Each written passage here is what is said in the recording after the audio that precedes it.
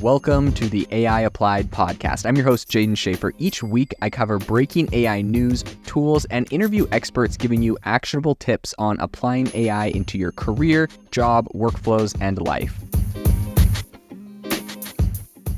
Make sure that you go to aibox.ai, link in the show notes, to join the waitlist for our new AI platform. We're going to be launching an incredible platform that allows you to build anything you want with workflows in AI. So you're able to chain together ChatGPT and image generators and audio generators to make really powerful apps for your organization, or you can host them on our marketplace and actually generate royalties from them. So make sure to go to aibox.ai and join the waitlist. In addition, if you like the podcast, if you could do me a massive favor and please leave us a review on Apple or Spotify or wherever you listen to your podcast. This helps me be able to get better guests on here as they check the reviews to see how you guys are liking it. So if you could please do that, I would really appreciate it.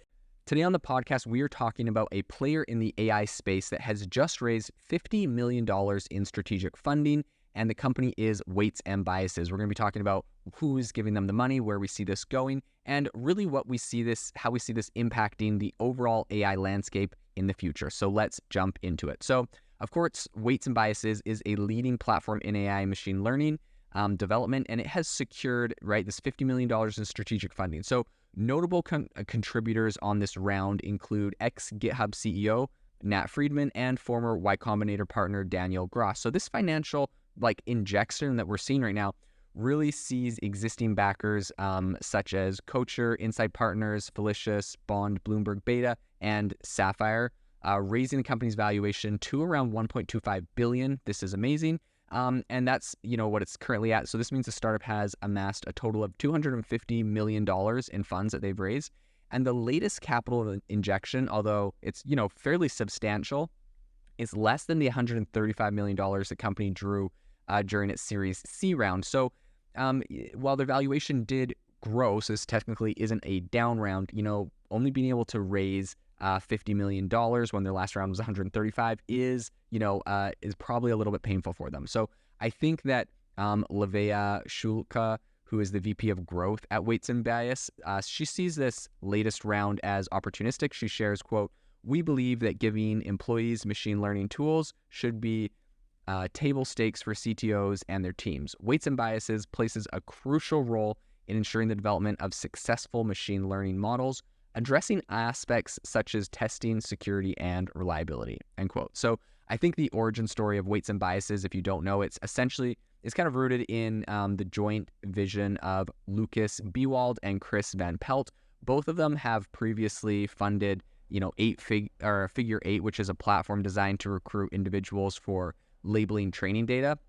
And this was eventually acquired by Appen back in 2019 for around $175 million. So Shulka pretty much illuminates their journey a little bit and says, quote, "They recognized a significant gap in the market. Machine learning practitioners lacked an efficient record system for their experiments, often resorting in makeshift solutions like spreadsheets." So to address this, Bewald and also Van Pelt collaborated with Sean Lewis, which is a former Google developer, to essentially create a solution. And what was the result? It is Weights & Biases. So this is a really innovative platform designed to optimize the machine learning development lifecycle.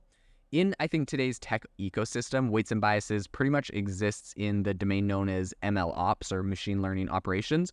And MLOps platforms essentially facilitate the creation and deployment of machine learning models into production. So I think right now, with AI's really rising in prominence, the demand for MLOps and those type of platforms is really skyrocketing. So estimates from Allied Market Research Project say that they project the MLOps sector is going to reach around $23 billion this year. So I think in this massively growing sector, several different companies are coming to the forefront. So there's Selden, there's FedML, and there's also Arise. All of these ones have come out. But Weights & Biases offers a bit of a unique proposition.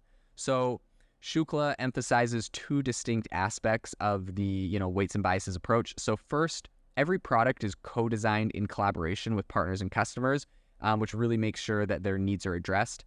And second, the platform actually provides really robust tools that allow users to examine the data sets and use the training models, which is really ensuring potential issues like biases, data privacy concerns are identified early on. So according to Shukla, weights and biases, well, this is a direct quote, but they said weights and biases stands out as a pioneering platform to help developers craft superior models with speed. Our suite of tools facilitates rapid experimentation, ensures data and models are efficiently tracked, and promotes seamless collaboration between teams. So I think one of the weights and biases, really like one of their undeniable strengths, I think, is just their early market entry. I think they're integrated into more than 20,000 open source repositories, and they're cited in a ton of different academic papers. So I think it's a preferred tool for a bunch of different AI model developers, including a bunch of like industry giants, right? So there's like OpenAI, Anthropic, and OpenAI in particular, they actually leverage weights and biases a lot.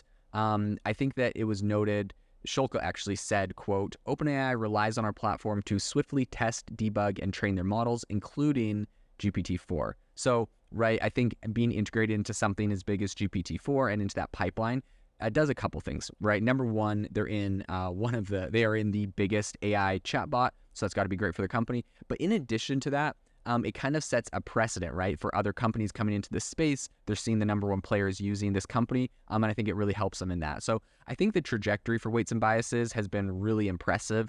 Their user base has surged from, I think they had around 100,000 users in 2021. They're over 700,000 now, and they have 1,000 paying customers. So the team has expanded to over 200 employees. Most of them are based in San Francisco. But kind of looking into the future, I think Weights and Biases is really gearing up to launch Prompts, which is a groundbreaking product aimed at essentially facilitating interrogations of LLM outputs and refining LLMs. And Shukla sees them as a pivotal step and actually said, quote, LLMs may streamline model training, but they necessitate a more extensive pool of professionals to refine and interface with those models. So I think the future indeed is looking very promising for Weights and Bias, especially as they continue to expand their ML ops and their offerings there. So this is definitely a company we're going to continue watching in the future to see how they grow and impact the industry. If you are looking for an innovative and creative community of people using ChatGPT, you need to join our ChatGPT creators community. I'll drop a link in the description to this podcast. We'd love to see you there, where we share tips and tricks of what is working in ChatGPT. It's a lot easier than a podcast, as you can see screenshots, you can share and comment on things that are currently working. So if this sounds interesting to you, check out the link in the comment. We'd love to have you in the community.